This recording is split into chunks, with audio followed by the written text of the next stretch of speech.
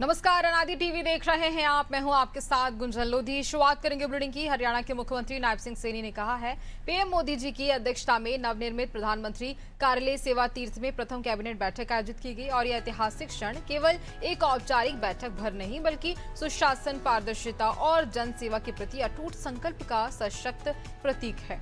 CM Saini ने social media में लिखा कि प्रधानमंत्री जी के सशक्त एवं दूरदर्शी नेतृत्व में केंद्र सरकार ने 12,236 करोड़ रुपए की महत्वपूर्ण विकास योजनाओं को स्वीकृति प्रदान की है और इन परियोजनाओं से रेल एवं मेट्रो स्टेशनों के आधुनिकीकरण को गति मिलेगी, आधारभूत ढांचे को मजबूती प्राप्त होगी तथा यात्रियों को अधिक सुलभ, सुरक्षित और आधुनिक सुविधाएं उपलब्ध होंगी।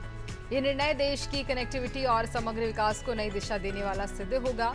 सीएम सैनी ने कहा कि सेवा तीर्थ से आरंभ हुई ये नई कार्य परंपरा उत्तरदायित्व, पारदर्शिता और जन कल्याण की प्रतिबद्धता को और सुदृढ़ करती है।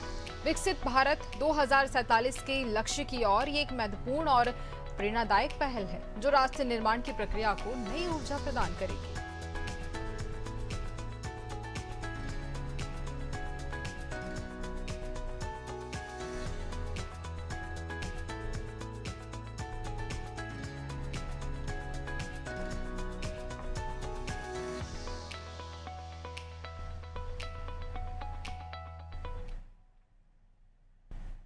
हरियाणा के मुख्यमंत्री नायब सिंह सैनी ने हरियाणा विद्यालय शिक्षा बोर्ड की 10वीं व 12वीं की परीक्षाओं को लेकर उच्च स्तरीय बैठक की। मुख्यमंत्री ने जिला उपायुक्तों व पुलिस अधीक्षकों को निर्देश दिए कि परीक्षाएं शांतिपूर्ण एवं नकल रहित हों। सभी परीक्षा केंद्रों पर पुख्ता प्रबंध किए जाएं और पर्याप्त पुलिस बल तैनात रहे। सीएम सैनी ने कहा कि संवेदनशील व अति संवेदनशील केंद्रों पर विशेष निगरानी रखी जाए तथा प्रशासनिक अधिकारी नियमित निरीक्षण करें। सीएम सैनी ने परीक्षा के सफल संचालन के लिए स्थानीय सरपंचों और ग्राम सभा के सहयोग पर भी बल दिया है।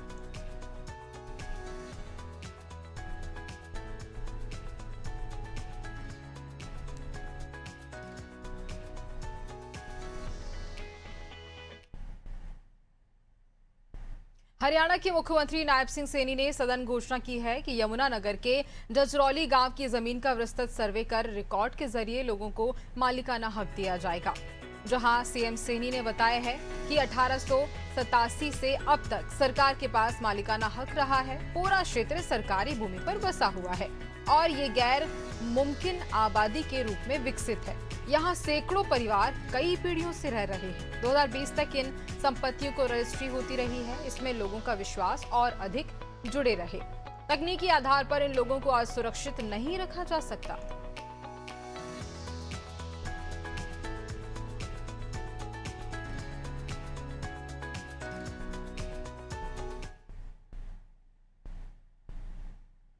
देख जी, केवल तकनीकी आधार पर इन परिवारों को असुरक्षित छोड़ देना हमारी सरकार का ये दायित्व है, न तो न्याय संगत है और न मानवीय है।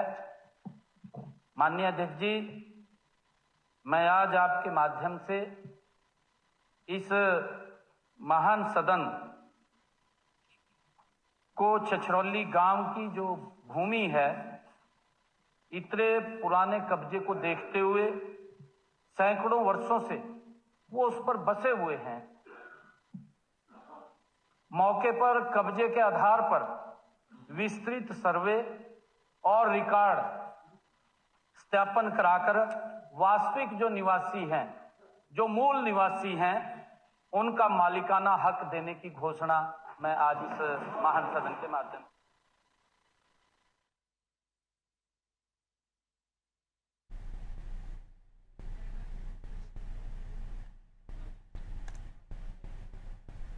हरियाणा के मुख्यमंत्री नायब सिंह सैनी ने सदन में घोषणा की है कि हरियाणा सरकार नशे के खिलाफ पूरी गंभीरता और सख्ती के साथ कार्रवाई कर रही है।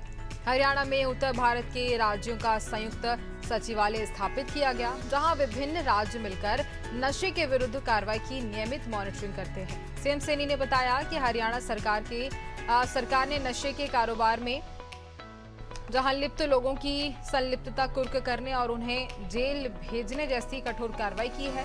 साथ ही साइक्लोथॉन, मैराथन, खाप पंचायतों और संत समाज के सहयोग से व्यापक जन जागरूकता अभियान भी चलाया गया।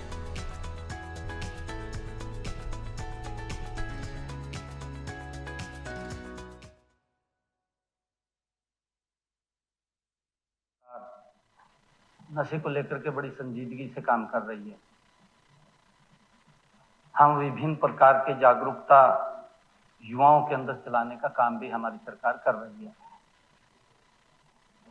एक हमने क्षेत्रीय एक ऑफिस भी बनाया है जिसमें हमारे नियरेस्ट के स्टेट हैं, पंजाब है, हिमाचल है, हरियाणा है, राजस्थान, उत्तर प्रदेश और हमारा दिल्ली, उसका एक ज्वाइंट सेक्रेटरीट भी बना है। उसकी समय समय पर हमारे अधिकारी भी बैठक करते रहते हैं, क्योंकि इंटर स्टेट भी अगर कोई नशा आता है उसके ऊपर भी गंभीरता से हमारी पुलिस काम कर रही है और उस पर समय समय के ऊपर हम भी वॉच करते हैं, देखते रहते हैं।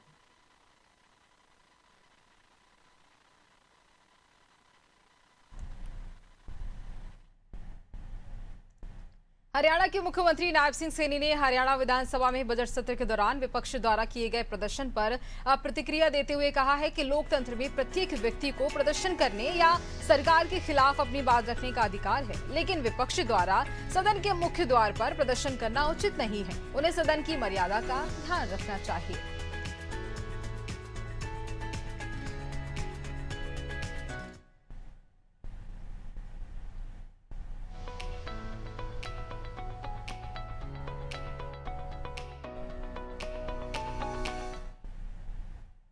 हरियाणा के मुख्यमंत्री नायब सिंह सैनी ने सदन में बताया कि 24 फरवरी को एक बैठक हुई थी जिसमें गुरुग्राम से फरीदाबाद और नोएडा के बीच बनने वाले रीजनल रैपिड ट्रांजिट सिस्टम यानी RRTS कॉरिडोर के अंतिम अलाइनमेंट को स्वीकृति दी गई है और इस कॉरिडोर का 52 किलोमीटर का भाग हरियाणा में होगा। ये गुरुग्राम के इफ्को चौक से शुरू होकर फरीदाबाद और नोएडा को जोड़ेगा, जिससे ट्रांसपोर्ट की सुविधा मिलेगी और ये गुरुग्राम की मेट्रो लाइन से भी जुड़ेगा और फरीदाबाद में 16 किलोमीटर के इंटीग्रेटेड सेक्शन से जुड़ेगा। इसकी जल्द ही डिटेल्स प्रोजेक्ट रिपोर्ट बनाकर काम पूरा किया जाएगा।